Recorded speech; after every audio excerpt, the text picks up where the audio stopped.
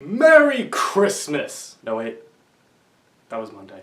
Happy New Year's! Crap, that's tomorrow! Oh, what holiday is today? Happy Sunday! Let's go!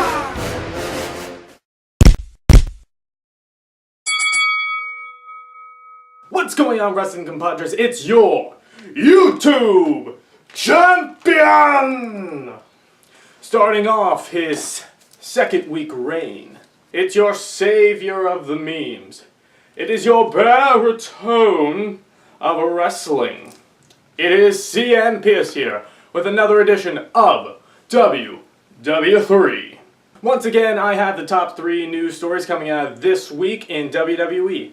Now, this week, though it had absolutely amazing wrestling and it was the holidays, didn't really offer too many news stories.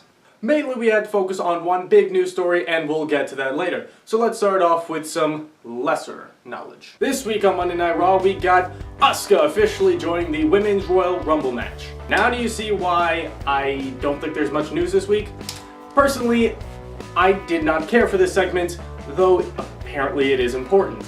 The thing, though, that does get me about this segment is that does this mean most of the women have to announce their entrance? Does this mean that some women will not be in the Rumble without saying their entrance? It makes the whole point redundant, though it did spark a nice pop. This definitely does get more momentum going towards Women's Royal Rumble match, as they're not shoving it down our throats that is the first Women's Royal Rumble match, and history, and marketing, and blah blah blah blah blah blah blah. But this does prove my prediction that Asuka will win the first ever Women's Royal Rumble match, as it had the greatest crowd reaction, and there's so much hype around it. However, this also might disprove her winning and set up for something absolutely amazing with her winning streak finally coming to an end at the Women's Royal Rumble match, though would it really count as a loss for her? Do I care? No, I still have not given enough reason to really care about the first Women's Royal Rumble match, and it still didn't offer any news on what does the winner gain. Now let's turn things over to SmackDown, where you see development in only one of the most important titles of the world. Definitely not the most important, like mine. We will have a tournament to crown a new United States champion. I'm personally really excited about this. I love tournaments. Though it is no Battle Royal like I predicted, I still have some wins in this one. We got our first 2 matches of the night with Baron Corbin versus Bobby Roode. Bobby Roode won. And Ty Dillinger, who surprisingly appeared out of nowhere like a Pokemon, against Jinder Mahal! Jinder Mahal and Bobby Roode won their matches respectively and move on. And next week it seems like we're going to get our next 2 matches between Zack Ryder and Mojo Rawley. Of course it's going to be Mojo Rawley winning. And Xavier Woods and Aiden English. Very strange to see these 2 members of their teams to be put in this tournament, but hey, I'm not going to complain. Let's go English! Though I have to complain about one thing. Where's Rusev? And that's not just me fanboying over a gimmick that's barely gotten off the ground like so many others. I personally loved Rusev as United States Champion. He really brought prestige to it and made it look relevant. That it's something to be gained, sometimes even more important than some of the world titles. But I'm not going to complain too much because this is a good way to have some new talent be crowned. Personally, I still think Jinder Mahal will win so they can further their experiment with Jinder and the Indian viewers, and potentially build him back up for the main event scene when everyone is finally ready for Jinder Mahal. And the final, and probably the biggest news coming out of this week, is Seth Rollins and Jason Jordan becoming the new Raw Tag Team Champions. This is stupidly brilliant. Let me explain.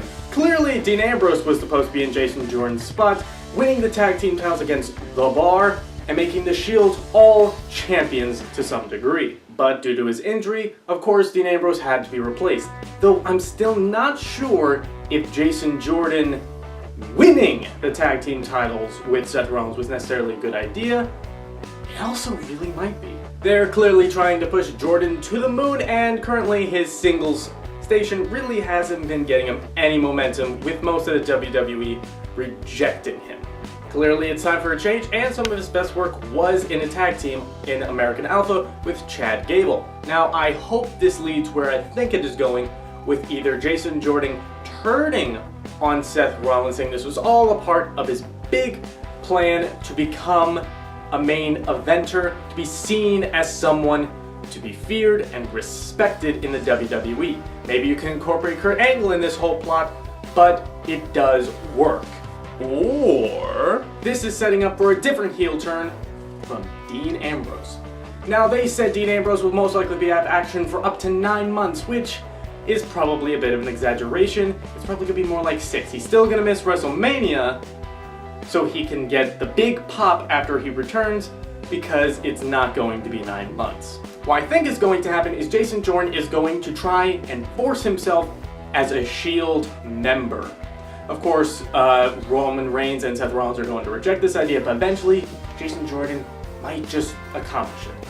He becomes a pseudo Shield member, just for Dean Ambrose to come back and feel like he's been replaced by Jason Jordan and turn his back on Seth Rollins and Jason Jordan, taking out Jordan almost immediately so he can focus on Dean versus Seth, which was honestly an amazing feud back when Seth Rollins was world champion, and I cannot wait for that to happen. Dean desperately needs some new character development, and I feel like a heel turn is just the shot in the arm he needs. Besides, has the Shield really done anything from reforming? They took on the New Day, and that was it. They were supposed to take on Miz, The Miz, Braun Strowman, and Kane. Roman Reigns got sick, and it was just Kurt Angle. The Shield has only been in action, I believe, in 1 or 2 matches since coming back.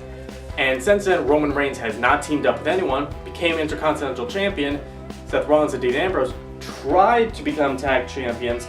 Dean Ambrose got injured, Jason Jordan came in. The Shield is just a big mess, and it doesn't really capture what the Shield really was when it first came through.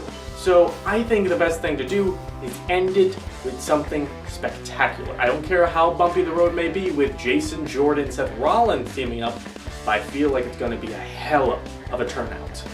And that concludes this week in WWE.